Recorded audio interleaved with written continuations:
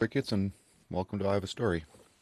I'm going to ask people, please like, subscribe, share, try, help me build my channel and help me get heard.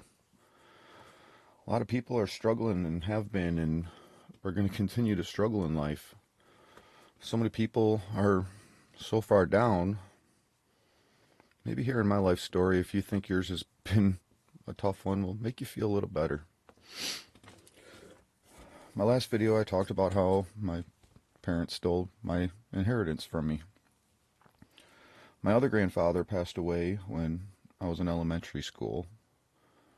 Whether there was any will or inheritance from him, I don't know. I mean, after what my parents did to me at 40 years old, then I'm sure when I was only 10, if there was anything, I'd never know. But then to continue on with how my parents have stolen from me, I mean, steal a childhood from a kid, that's enough in itself. That hurt your kid so bad physically and mentally that at almost 50 years old, suffering severe medical conditions because of the abuse that I took from my parents as a kid. At least according to doctors, they told me that I've never seen anything like the damage that's inside my body, and even being kidnapped for an entire night, beaten and tortured, and having my body dumped and left for dead, they said that still wouldn't even touch the amount of damage that's in my body. Imagine the abuse I went through as a kid to have that much.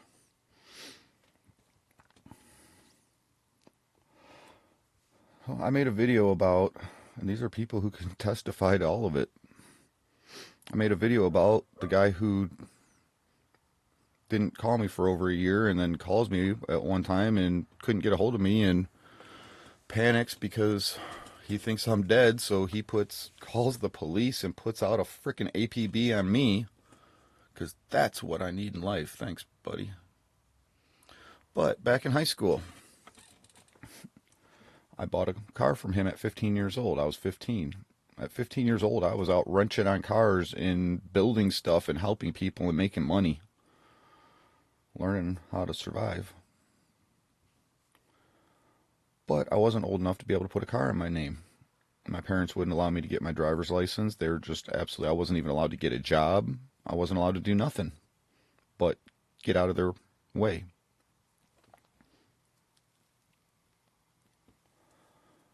So not only did they steal my childhood from me and didn't feed us and weren't parents at all. They weren't. At 15 years old, the video that I aired about my friend who did that to me, back then his brother was going to sell me an 85 Trans Am. This would have been in roughly 1992-ish. Even today, that's a sweet car. V8, tune port injected, T-tops, and low miles. Thing had like 50,000, 60,000 miles on it.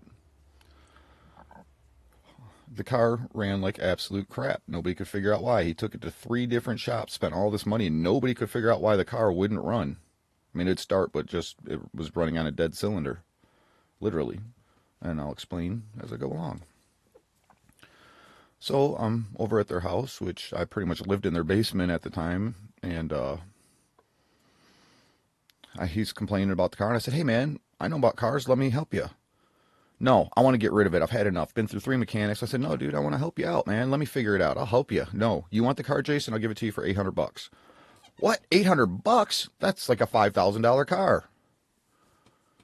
He said, "Yeah, $800. Get it out of here. Drive it home right now." And I spit and sputtered that thing all the way home. And I didn't have the money yet to buy it from him. But I'm a trustworthy person. People have always trusted me, and I've done right by people. So I take the car home, and at the time, from his brother, my friend who is actually the one that I made that video about, he sold me a 78 Trans Am, the Smokey and the Bandit car. 6.6, shaker hood, bird on the hood. That car had 83,000 original miles on it. Rust free. I bought that from him, and I had it already.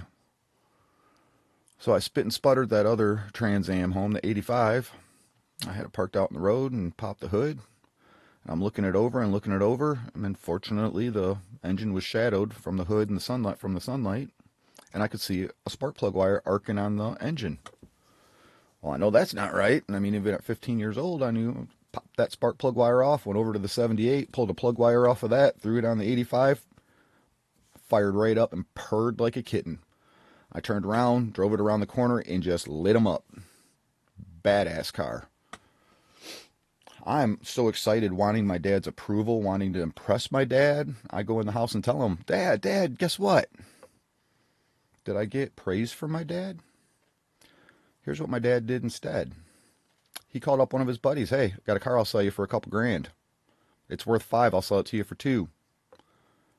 Went and got the money from that guy, and then went over to my buddy's house, told him he was there to buy the car for me, gave him the money and got the title from him, and then went and signed the title off to the other guy and sold the car behind my back.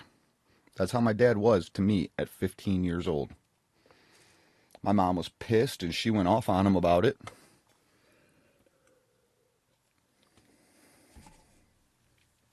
I'm trying to build a life and trying to work my way to the top. Not out doing drugs, selling drugs. Trying to work my way to the top and be a model citizen more above and beyond any 15-year-old that was out there. My dad stole it from me and pocketed the money and told me to go get fucked.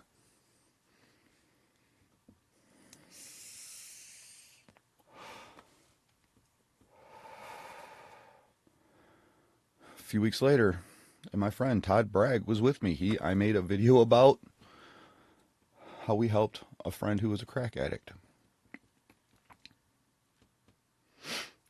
He was with me the day that he took me back. He drove me to my parents' house. Well, my house as a 15-year-old. And the locks had been changed on the doors, and I couldn't get in. What the heck? Why can't I get in the house? My sister opens a window and tells me, Mom and Dad said not to let you in. I mean, at the time, I'm 15. She's only 14 at the time. Maybe 13, depending on where birthdays fell and all that. She's 13, 14 years old. This is how my parents threw me out. They made my 13, 14-year-old sister do it. She handed me my toothbrush through a hole in the screen of the frickin' window and said, Mom and Dad said we're not allowed to let you in. Why? What the hell did I do? I'm not the monster here. There's 2 other monsters in that house, and I'm the only one who's doing what? Out working and trying to fucking live?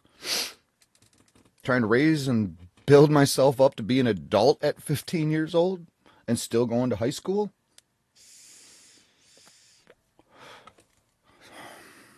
So at the time, I had 2 other cars. I had the 78 Trans Am and I had an 85 Ford Tempo. I was buying, fixing, flipping cars at 15 years old. That's what I was doing, out wrenching on other people's cars in their driveways and doing whatever I could do to make money legally. Not be a drug dealer and it was all around me. That's what my brother became. It was all around me. Drugs were everywhere. All around me. Cocaine, heroin, marijuana, LSD. It was everywhere. But I didn't want that life. I did smoke pot and started smoking pot and said that's as far as I want to go. And I became an alcoholic and started drinking. I thought that was, because in our society that is what's normalized. Oh, it's normal to drink. Well, then let's go get drunk. Wrong mentality we have. So, after I leave and found a place to stay, and did a bunch of couch surfing, my dad went out looking for me. And then when he found out where I was staying and found my cars, he went in my bedroom that I was locked out of, found the titles, went through my room and dug through everything, found the titles for those cars, transferred them into his name, and then reported them stolen on me. Now, there was no dispute even going on in our house. This is just a normal average day in our house. I didn't do anything to get in trouble. I wasn't getting in trouble. I wasn't doing anything to be a kid to get slapped like that over and over. No matter how good I tried to be, my parents just beat me down.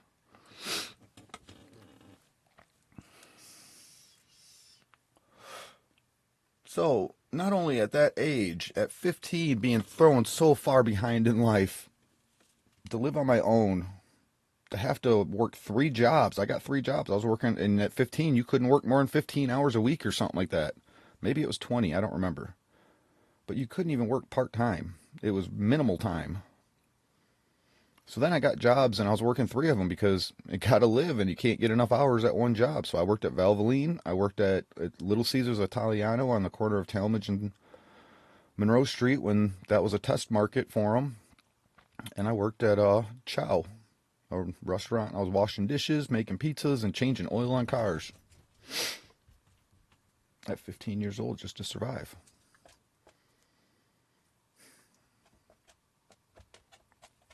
And then on top of all of that, trying to even just make it out of the gutter at that age. I find the picture of the church. I used to sleep in the archway of a church at 15 years old because my dad would be so drunk and abusive that I couldn't go home. I'm going to go home and get beat for nothing because I went to school today and, oh shoot, I even made the, I'll talk about when I made the honor roll and how that went for you. Or for me, to you. I'll let you know about that one in another story.